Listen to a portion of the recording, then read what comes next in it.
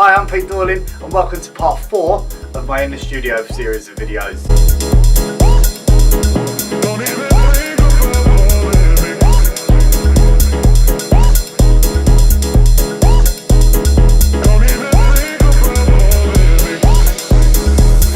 So today we're going to be talking about my track Phonos, about how I approached it, what different elements I used and how it all came together. When I was approaching this track, it was at a time when I wanted to make something that was big, warm and a journey. So I really wanted this track to take people on a journey. I wanted there to be some elements of my history in sort of rave music, and also in other elements of stuff of music that I've been into as well. The main riff from it is sort of a rave piano-ish sort of sound, but warmed up, and the vocal is taken out of an R&B track that I used to love. But it's just like a tiny sample of it, which I messed about with, made it a lot warmer and made it sound so it fits in the track as well. So I mean, the track means a lot to me, and it was something that was quite personal for myself. The other thing as well is I wanted it to build all the way from the beginning right to the end, which was one of the main aspects of, which was one of the main difficulties when writing this track, was to start it from almost just kick drum and bass, coming up to the big track that it is at the end, and to make that work as well. Because at all times I'm thinking, is this going to work on the dance floor? Is it going to work when people are mixing into it? Where is it going to work when people are mixing out of it? Does it have the right sound? No matter how much I love the track, it needs to be viable for people to play in their sets, to be played on the dance floor, to be played on radio, so it needs to be interesting and everything like that. So let's get down to it. So we'll start with the kick drum and the bass line.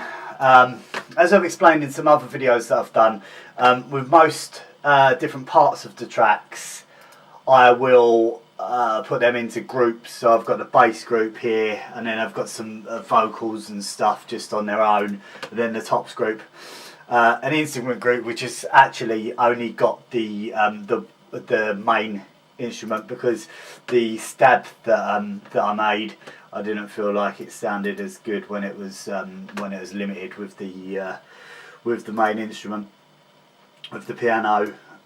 We've got some effects here, some echoed white noise, which is just a one thing just down here, white noise rise, and a couple of other little effects. Oh, and another little vocal that's like a that sort of thing. So we'll start with the bass. The bass line in this is really simple. I didn't want to have anything that was going to get in the way of the musicality of the track, if that's the right word. So it just works off of the kick drum.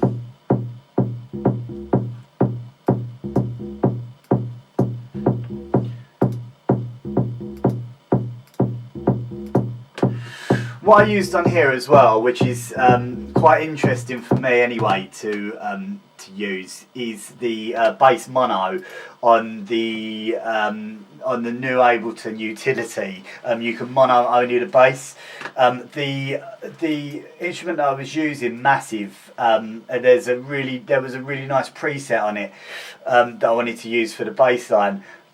But the thing is that the bottom end of it was still a little bit stereo, so it wasn't strong enough for me. So what I did was I put it in there. It's got that nice warm stereo sort of sound. But then I've just monoed the bass from 120 hertz. Little tiny bit of side chaining off of the kick drum, just to make a little bit away from it. And then we've got the kick drum, taking the top off of that, just so that it gives the kick without having that click on the top, which sometimes I find can get in the way of other elements. Sometimes it really works. In this case I didn't think that it did, so I took it out. So also what we've got on here is on the group, the auto filter. I use this for most of the tracks. It's for breakdowns. It's for when you want to take the bass out. I'll show you actually.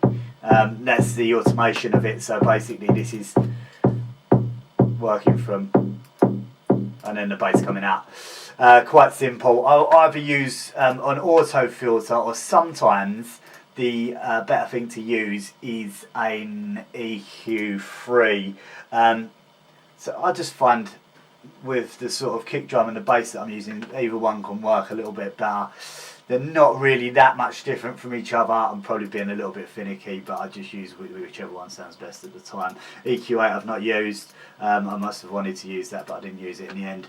A really good preset on the glue compressor is the punch, the bass punch, which at the moment I use quite a lot on my bass groups. So it'll just be a little bit. This one's more than most. Normally I just have it like just tickling it, so just like taking the very top of the kick drum off, maybe pushing the bass up a little tiny bit, gelling it together a little bit more than it already is. So there we go. Now, probably the next thing to show you is what came next for me in the track. So what came next for me in the track, I wanted a really good riff in this track, a really good riff that reminded me of like old school rave pianos, maybe even like some of the dance and house music from around the 90s as well. But I wanted it to be warm. I wanted it to be really warm, and I didn't want it to be bright or cheesy at all. So this is what I came up with.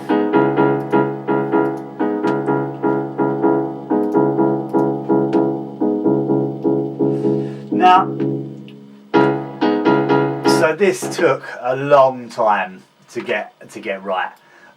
It was sounding too bright and too cheesy at times, and then other times it was sounding too muffled, so that you weren't really getting the essence of the way the notes hit. You were just getting the tone, which wasn't any good at all. First of all, I've got the M1, which is a great VST to use, the Korg M1. I'll bring this over here so you can see it a little bit better. The only thing with the M1, a lot of the time I find the effects, so a lot of the time I find the reverb to be too much on it, so it gives a bit too much background reverb. So I normally go into the master effects and take down the dry wet on that, just automatically on whatever sound that I use. Right, okay, so we've used the chorder in Ableton. Really good thing if you just want to get a quick chord of the note that you're playing. Go into MIDI effects and then chord. I normally use the house to go one. It just sounds housey basically. I think it's a minor seventh, I'm not sure though. Next thing I've got is Neutron. So Neutron is a really cool plugin by Isotope. This is basically just shaping the transients a little bit. So I've made it so that at the beginning of each note, it's just a little bit louder. So it's just got a little bit more attack.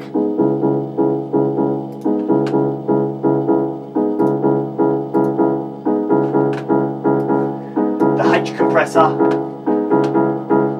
really good thing. It's not doing much, but with and without it, just makes it warmer. Just makes it sound nicer, I think.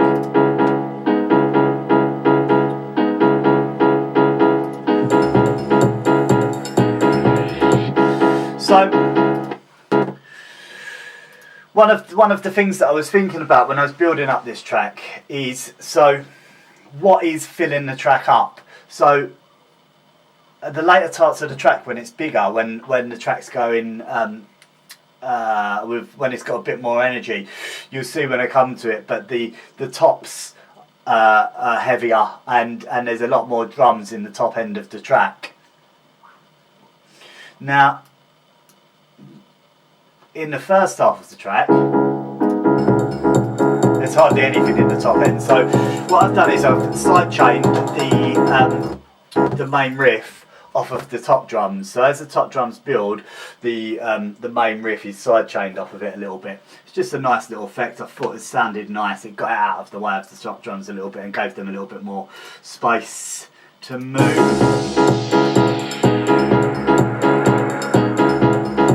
Also, it's sidechained off of the vocal.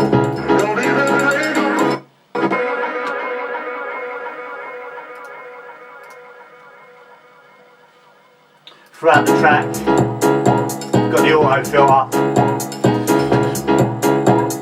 just basic frequency, and up and down a little tiny bit, just to give it a little bit more, make it a little bit more interesting. It's just these little movements that move the track along a little bit sometimes.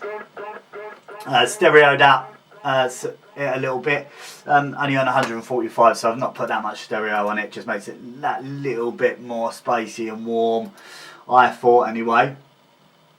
And then taking away the bottom end, so it doesn't get in the way of the bass drum. The new EQ8 on the new Ableton is really good because you've got a lot more space in the bottom end. So whereas before the 100 Hertz was about here, now it's sort of up there. So between 100 and nothing, you've got quite a lot of space. So you can really manipulate the bottom end of the instruments a bit better.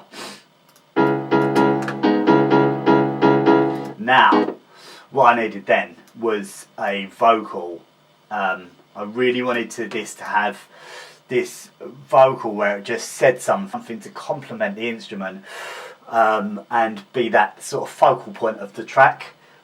Because obviously the rave piano is from the beginning to the end. I wanted this to hit off of it.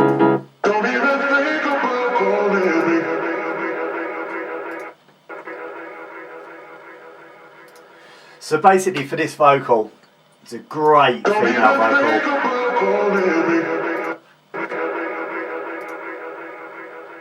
Sidechained off of the sidechain kick drum.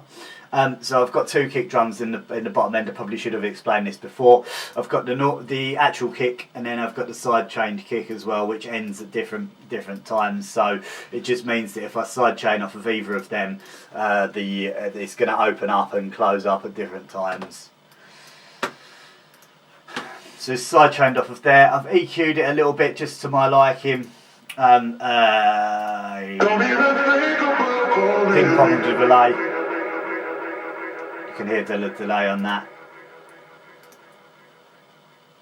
JJP Vocals, really good waves plugin for vocals. Just gives it a really nice,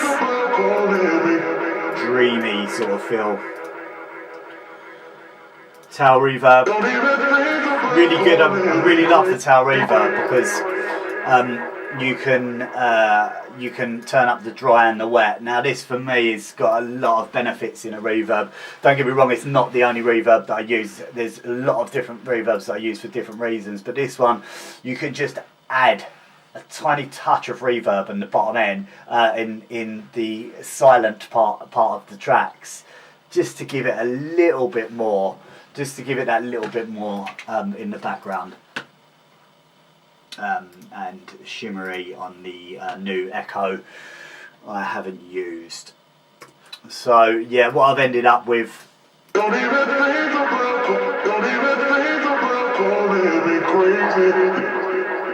yeah, really love that, really love how that makes me feel, that vocal. And then with the vocal, with the piano,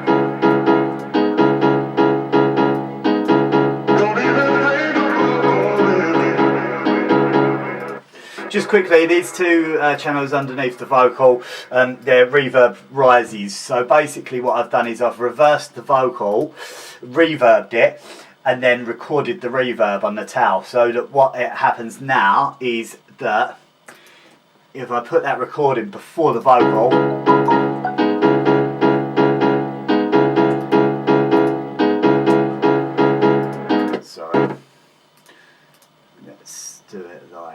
this. So if we start from here. Don't even think about calling me. So really simple and really effective. Just means that it's just leading into the vocal. It's not been in so far, so we need something to lead into it a little bit. Doesn't want to be jumping in there with uninvited sort of thing. This one, also what I do a lot with, I've just copied exactly the same sound, but then put a reverb on that, so I can have it on its own. So it'd just be like this little atmospheric reverby sort of sound will be in there. In the track that sounds like this.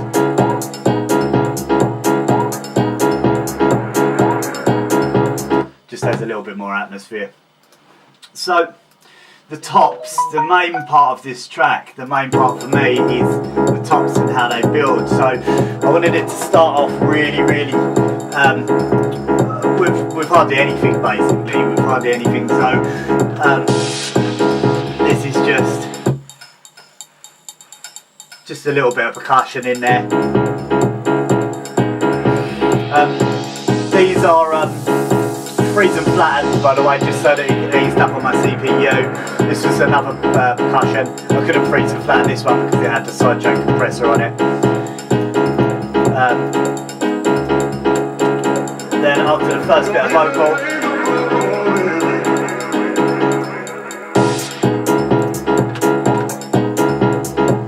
so we've got this hi-hat coming in, and also just to give it a bit more groove.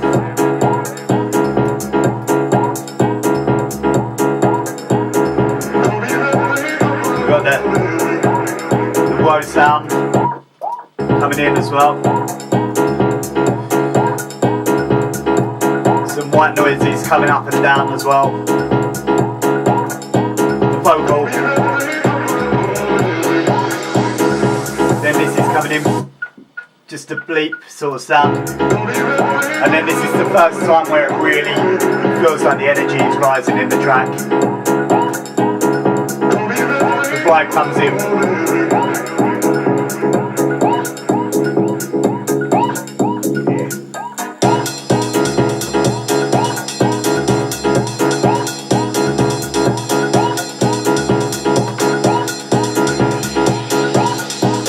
Now, that to me sounded really good, and it sounded like it had a lot of energy.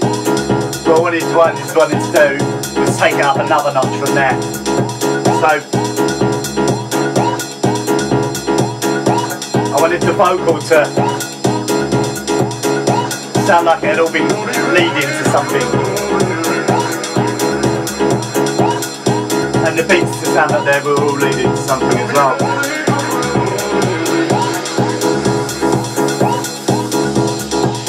So, just let you hear this bit.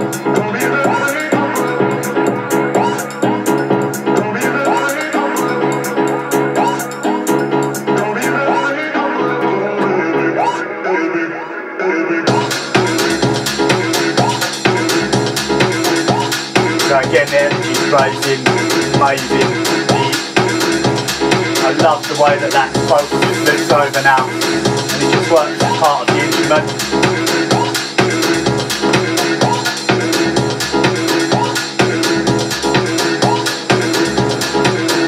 And then it leads to another vocal loop in the last breakdown.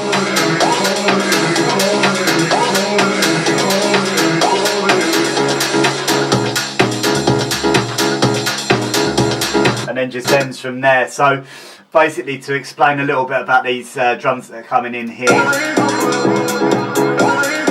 literally we've got all of the ones that we brought in up until then, taking out these percussion because we want it to be rolling now.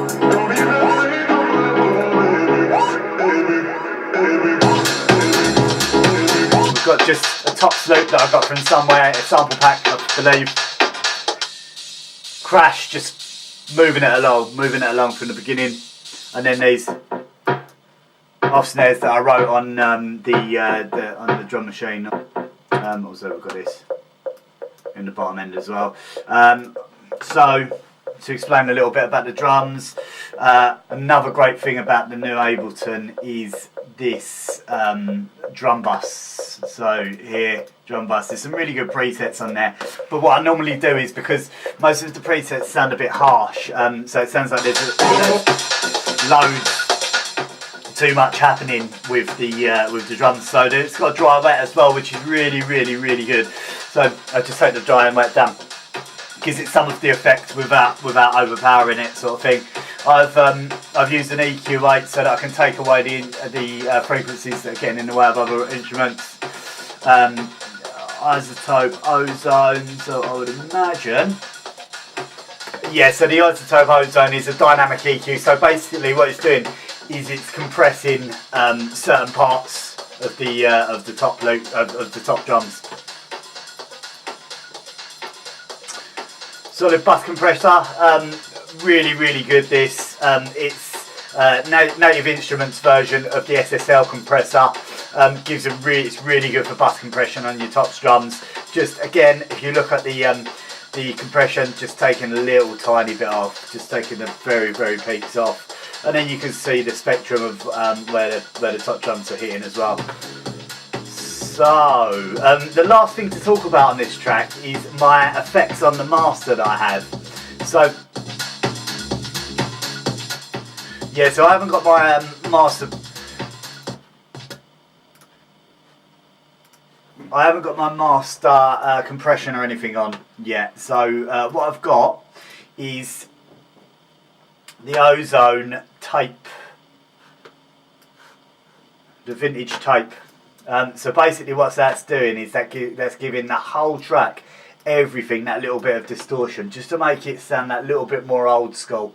And I mean, it just gives, when you put that on the whole track, I just think it gives the track a beautiful warmth that you can't get any other way. I mean, if anyone has any other ideas how to get that, tell me, because I mean, for me, that's the best.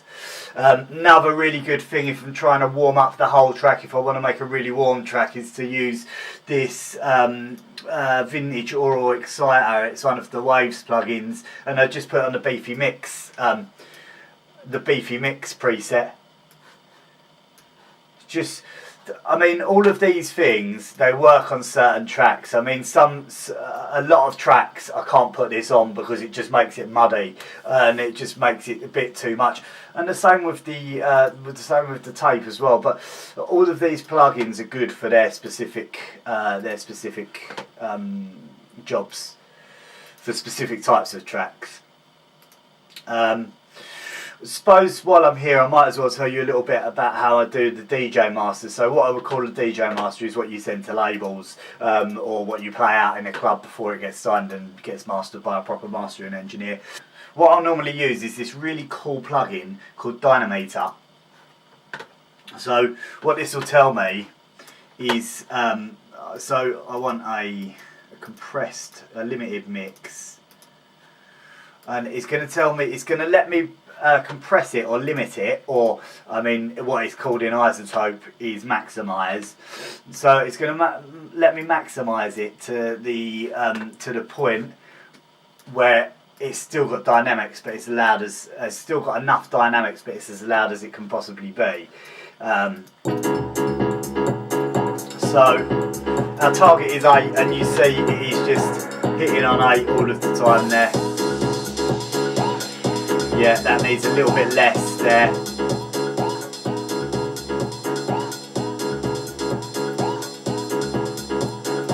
What I like it to be, if the target's 8, I like it to be around between 10 and 8. So maybe later in the track.